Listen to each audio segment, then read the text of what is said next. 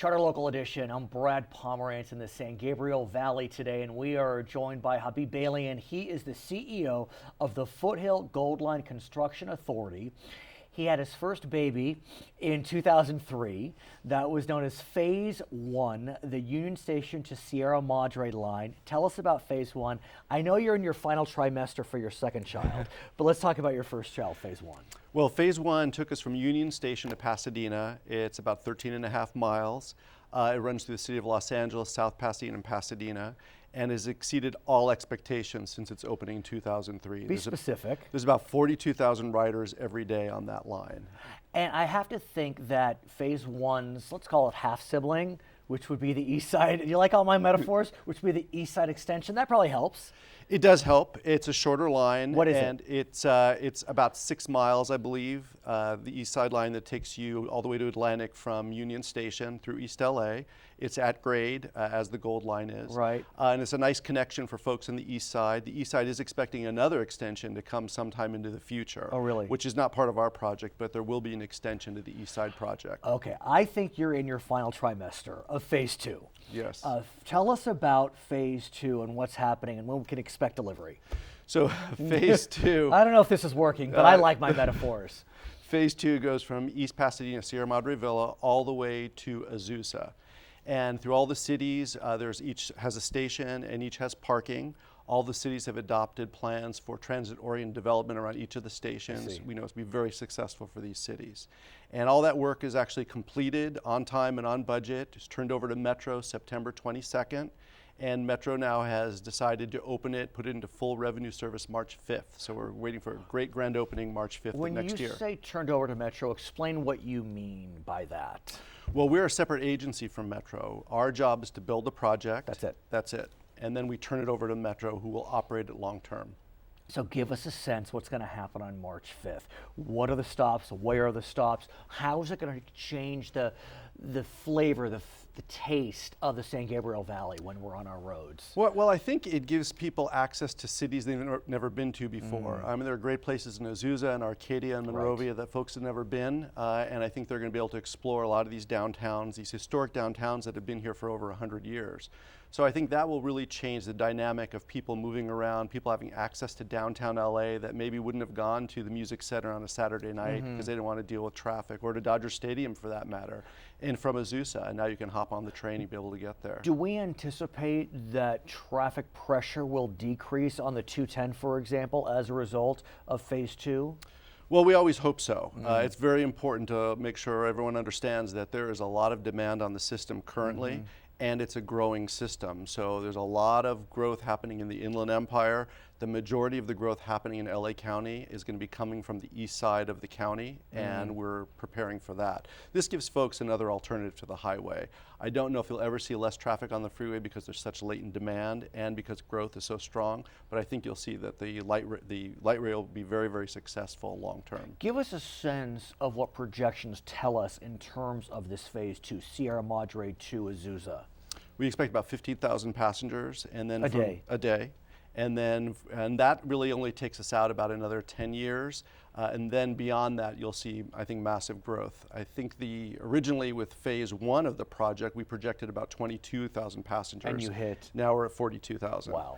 So in a very few short years, you can see that the exponential growth is outstanding for these systems, and they become very, very successful. You mentioned the Inland Empire, and Phase 2 ends right at the edge, I would say, or close to the edge of the Inland Empire, the kind of Azusa Glendora area. So you're just about there, but not quite. But you're hoping with, I don't want to call it Phase 3, but for purposes, the Glendora to Montclair line could actually take us into the Inland Empire. Talk to us about what that line is. Well, the next phase of the project from Glendora to Montclair is about 13 miles, and it goes through each of the historic depots along the right-of-way. Such as it goes through Glendora. Montclair is the terminus with the connection in Pomona for Metrolink. Claremont, again, with the historic depot. Laverne, Pomona, each of these has historic depots. As it goes through that alignment, all the cities, again, have planned development around each of these stations. And you're right, it does point us toward the Inland Empire. Actually, at Claremont, between Claremont and Montclair, you cross the county line, and we are into San Bernardino County in Montclair. Do you have to interface with the county? Well, we will interface with the county. Everything beyond our county line will be paid for by San Bernardino County. Are they ready to pay the bill? They're not quite ready. Okay. They're getting there. I think they're focused on Los Angeles County and seeing that Los Angeles County actually has the funding. So we have to come up with about $1.1 billion on our side of the county line. And let's talk about that. And they're going to have to come up with about $55 million for their half. So we're of the about project. 10 times more, Yes. if that. Let's talk about funding. We may remember back in 2008, the voters of California, of LA County, I should say, were quite generous, and they passed what's known as Measure R, half-cent sales tax for 30 years, and a significant portion of that money, or at least a plurality of it, goes towards transportation projects. In 2012, we saw Measure J on the ballot, and that measure sought to extend the sales tax for another 30 years. But as we know, Foothill, not part of that package. It wound up losing by a hair. It needed 66.66. I think that's 66.16, something like that. That's correct.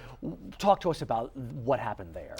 Well, just looking back, I think that it was not a good enough job spreading the news of the projects that were going to be available. They were raising about $30 billion. There's a lot of projects on that list, and I think there just wasn't an adequate job going out and doing the right kind of outreach and educating the public. But was Foothill on that list? Foothill was not included in that. Some have argued that was the margin of defeat.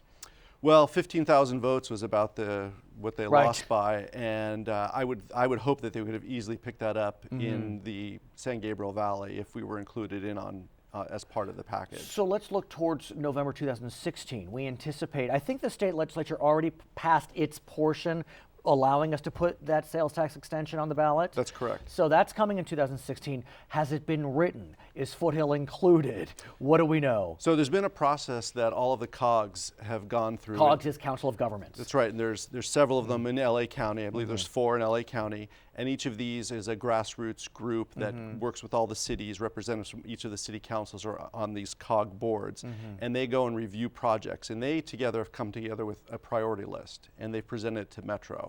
The San Gabriel Valley COG has put this project as its priority, and we have about $1.1 billion as a request of this tax measure that will be included at this point in what Metro will put on the ballot. And? Well, we expect we'll be there. I mean, when do we find this out? I mean, this is pivotal. This is pivotal, and Metro's going through a process now, so I would expect by spring of next year we will know for certain where we are on that list. You want $1 billion out of $30 billion, is that right? That's correct. I mean, that's 1/30th. Yes. It's not so much, relatively speaking. Right. And yet in 2012, they wouldn't give you that 1/30th That's right. share? We weren't included in that, and unfortunately it did fail, and they lost $30 Or maybe billion. fortunately, one could argue. You don't have to say that.